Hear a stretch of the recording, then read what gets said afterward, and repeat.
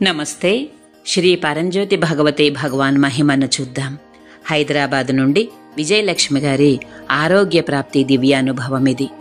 2004లో నా ఎడమ ఊపిరితిత్తులలో విపరీతమైన నొప్పితో పాటు ఇన్ఫెక్షన్ వచ్చింది. తీవ్రమైన దగ్గు, పక్కటెముకలో నొప్పితో బాధపడుతూ నడవలేకపోయాను.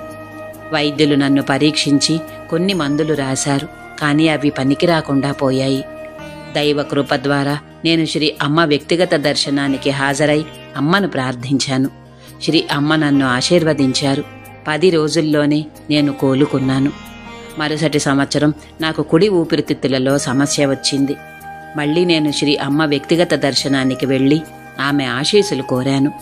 దర్శనం జరిగిన 10 రోజుల్లోనే నేను పూర్తిగా కోలుకున్నాను. 2006లో మేము ఇథియోపియాలో ఉన్నాము. ఈసారి నా 2 ఊపిరితిత్తులకు ఇన్ఫెక్షన్ వచ్చింది. వైద్యులు దీనిని అలర్జీ బ్రోనైటిస్గా అంచనా వేసి జీవితాంతం మందులు తీసుకోవాలని సూచించారు.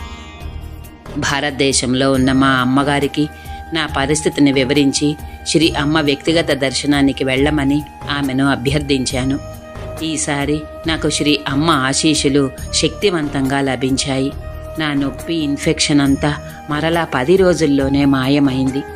ఆ రోజు నుండి ఇప్పటి వరకు నా జీవితంలో అలర్జీ బ్రోనైటిస్ రానే రాలేదు. కర్మ విమోచన శ్రీ పరంజ్యోతి భగవతి భగవాన్కు అనంత కోటి కృతజ్ఞతలు.